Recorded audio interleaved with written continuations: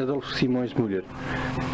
Creio que com este livro já soma a bonita quantia, creio que com este livro já soma o bonito número de 40 e tais livros. Mas é um livro que sai fora do estilo habitual, é um livro que se dedica a toda a gente, não é? Bem, a maioria dos meus livros foi escrita para gente jovem, para criança, uns 30 e tal. Há, entretanto, outros livros de poesia ou de estudo de ensaio que transcendem esse grupo etário. Este livro foi escrito para apresentar sobre a novela do Bessa de Queiroz, a novela histórica que o Bessa de Queiroz inseriu na Luz de Casa de Ramis. Como sabe, a novela que a personagem da Luz de Casa de Ramis está escrevendo é a história do Torre Dom Ramis, da família do Gonçalo Mendes Ramis.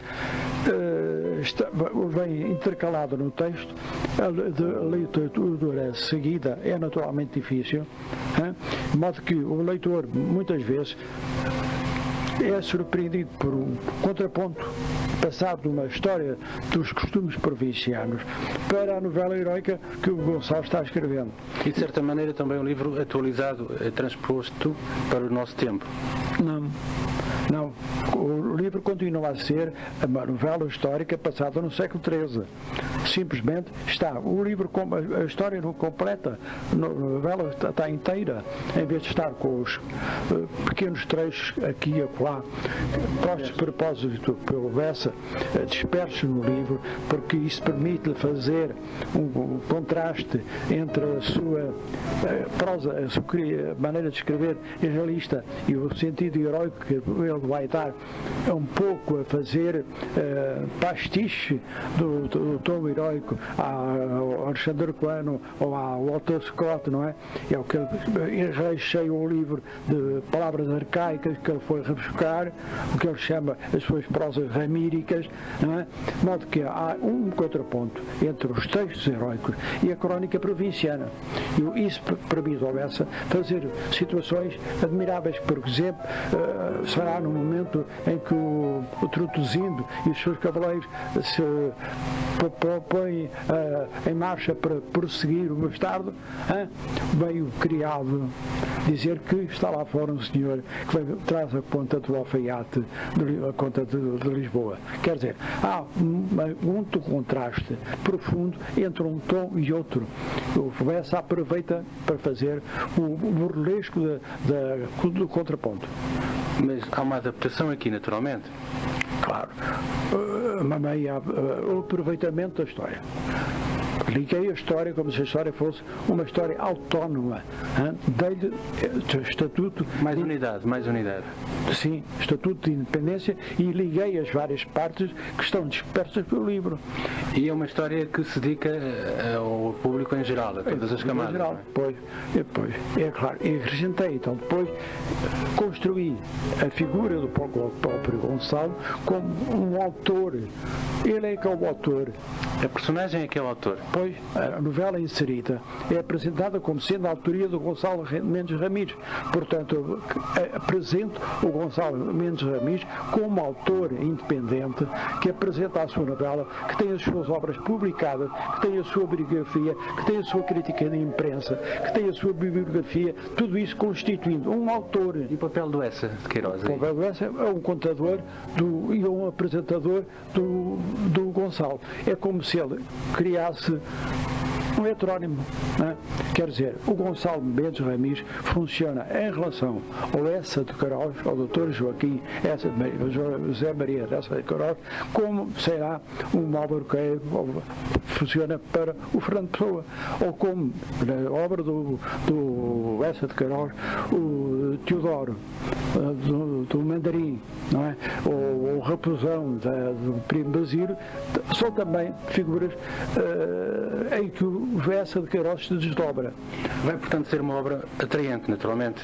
Não sei, suponho que o público gostará muito da parte do que é o Bessa de Queiroz. Ilustrações, para além da capa? Não tem apenas uma fotografia que eu atribuo o próprio Gonçalo Mendes de Ramírez, não é? Como se ele tivesse sido fotografado. Com que idade é que está? Eu estou, salvo erro, com 77. Bem conservado.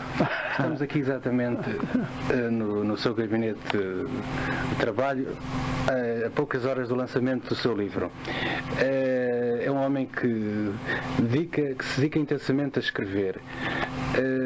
Um trabalho destes, que agora vai ser lançado, quantas horas é que lhe tomou? É difícil dizer. Contabilizar, não é? Porque foi feito aos poucos, no intervalo de outros trabalhos, não é? E obrigando muitas pesquisas, muita consulta, porque o livro está recheado de pequenas notas, que são de algumas linhas, mas que cada uma delas me obrigou a uma investigação. Quer dizer, por exemplo, apenas uma. Atribui-se o feito histórico do Redon Ramírez a cenas passadas no século XII. Ora, as cenas passam-se no século XIII. O Lessa de Queiroz foi buscar para pôr na boca, na pena do Gonçalo Mendes Ramírez, palavras obsoletas da época. Na verdade, simplesmente eu procurei encontrar a correspondente moderno, atual daquelas palavras de explicação e verifiquei que algumas palavras que o Lessa põe na boca do Gonçalo Mendes Ramírez como sendo do século XIII só apareceram mais tarde algumas. Quer dizer, o Lessa de Queiroz fez o Gonçalo, em vez de empregar anacronismos, empregar neologismos. Olha, pelo que tenho lido e pelo conhecimento da sua obra, gosta de pegar sempre heróis, gosta de os dar um estilo, digamos, empolgante. Sim, é sempre curioso encontrar uma figura como as que vem aqui na novela do Gonçalo, o Trotezinho e tudo isso. Então. Foi sempre uma sua preocupação na sua vida pegar em figuras lendárias? Bem, reais mesmo. Reais que acabaram por se tornar lendárias, naturalmente. Será? Isso, é claro, nota-se sobretudo na minha coleção de biografias para a juventude. Coleção de gente grande para gente pequena, em que eu estudo o Magalhães, o Tricaforte, a Nightingale, a Madame Curie, etc. Figuras de todas as épocas e vários países e que fizeram obra digna de ser fixada por todos, sobretudo pelos jovens. Não heróis de ficção? Não. Não gosta de heróis de ficção? Gostar gosto, mas não tenho. Não são aqueles que mais o entusiasmam? Não, só quando faço contos para a juventude inventados, não é? A história, como por exemplo, no livro do Arco da Velha, são tudo invenções.